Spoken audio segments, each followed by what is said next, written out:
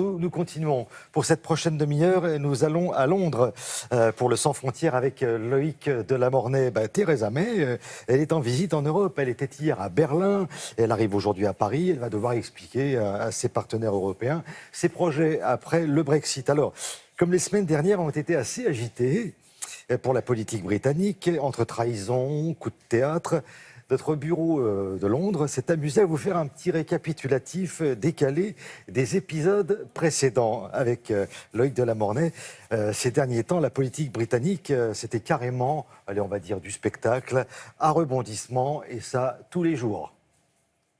Et oui, vous le savez, aujourd'hui, la nouvelle Premier ministre britannique Theresa May est en visite en France pour rencontrer notamment le président François Hollande. Alors, on a décidé ce matin de vous raconter son arrivée au pouvoir, le scénario de son arrivée au pouvoir au poste de Premier ministre. Pourquoi scénario? Eh bien parce que, vous le savez, dans la tempête de l'après-référendum sur le Brexit, aujourd'hui, la classe politique britannique ressemble véritablement à une série télévisée, celle que vous adorez regarder chez vous le soir, avec des intrigues, des trahisons, des complots, des retournements de situation, des coups de théâtre. Et c'est cette histoire qu'on va vous raconter aujourd'hui. Il faut savoir que le lien entre séries télévisées, entre fiction et réalité existe dans la politique britannique depuis longtemps, puisque par exemple un ancien conseiller de Margaret Thatcher est aujourd'hui le créateur de la célèbre série House of Cards, qui raconte les dessous de la politique à la Maison Blanche. Regardez ce reportage en 3 épisodes réalisé par Laura Calmus et Damien Ledelaisière.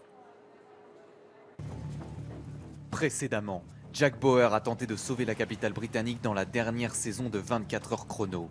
Et comme dans la série, l'après-Brexit ne laissera pas une minute de répit à tous ses acteurs. Épisode 1, Game of Thrones.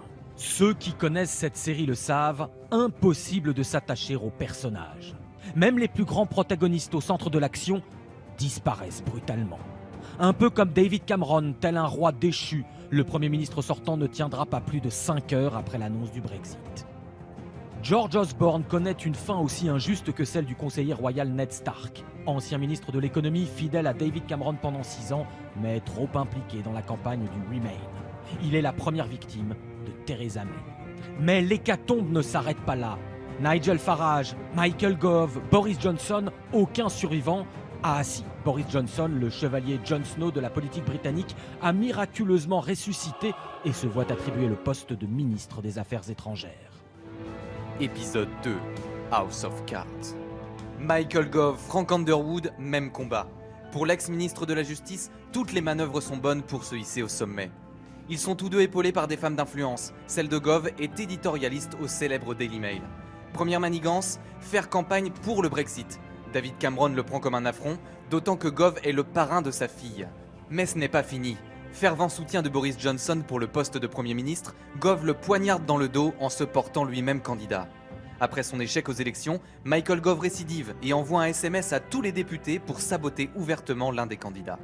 Justice céleste ou pas, ces machinations ne lui ont pas porté chance. Aujourd'hui désavoué, il n'est même pas dans le nouveau gouvernement de Theresa May. Épisode 3, Desperate Housewives. Crépage de chignons, coups de talon et infidélité, la saga politique prend aussi des allures de série dramatique.